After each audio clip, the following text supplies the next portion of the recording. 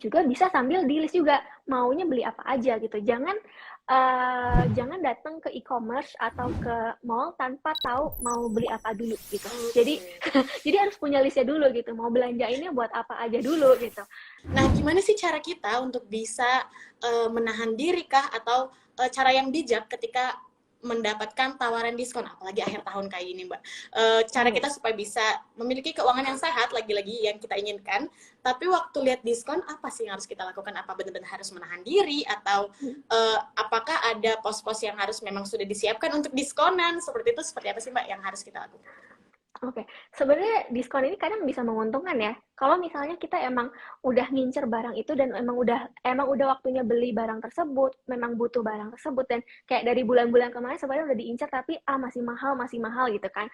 Terus tiba-tiba diskon, otomatis bisa beli lebih murah ya, otomatis sebenarnya lebih menguntungkan gitu ya. Cuma kan nanti, nah kalau udah lagi musimnya diskonan, dari misalnya karena diskon bisa nge-save barang tersebut dari pembelian barang yang tadi udah ditunda itu, nge-save 100.000, lalu karena diskon jadi 100 ribunya malah kepake buat yang lain-lain juga atau malah lebih gitu ya.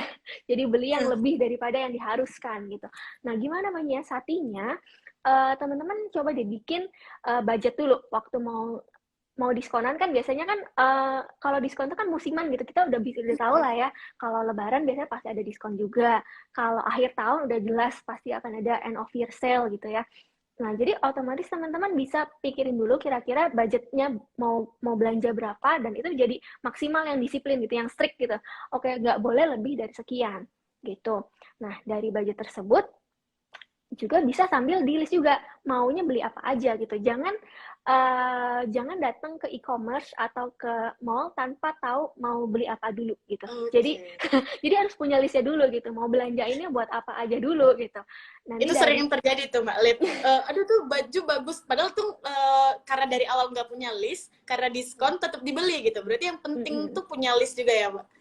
Iya, seenggaknya jadi tahu kan kira-kira mau apa aja dan budget ini mencukupi nggak nih buat semua list ini. Biasanya juga kan budget itu terbatas, sementara list itu tanpa batas ya kadang ya. Iya, Jadinya benar-benar. jadinya dari situ pun kita udah bisa nimbang-nimbang nih, mana yang memang jadi prioritas utama kita dan mana yang ya udahlah nggak harus beli sekarang juga nggak apa-apa gitu. Mungkin di diskon-diskon berikutnya juga masih bisa atau bahkan nggak harus beli juga nggak apa-apa gitu. Nah, terus kalau misalnya emang ada kebutuhan kayak tiap tahun udah tahu nih pasti diskonan. Jadi bikin budgeting tiap tahun juga sebenarnya masih oke gitu. Jadi misalnya maksimal mau belanja katakanlah 1 juta di akhir tahun. Nah, 1 juta ini disiapin di pos-pos tiap bulannya gitu. Jadi 1 juta dibagi 12 gitu. Jadi tiap bulan udah kayak dicicil gitu. Dicicilin supaya nanti akhir bulan pas lagi diskonan nih bisa beli A, B, C, D gitu. Baju buat si papa, baju buat si dede gitu ya. Semuanya jadi bisa dapet gitu loh. Jadi itu caranya. Atau bisa juga yang sesimpel kayak ngumpulin uang kembalian gitu. Uang kembalian dikumpulin, ditabungin setiap hari, setiap bulan, sampai setahun juga kan kadang nggak berasa tiba-tiba udah lumayan gitu. Itu sih, kalau tips praktikalnya gitu ya.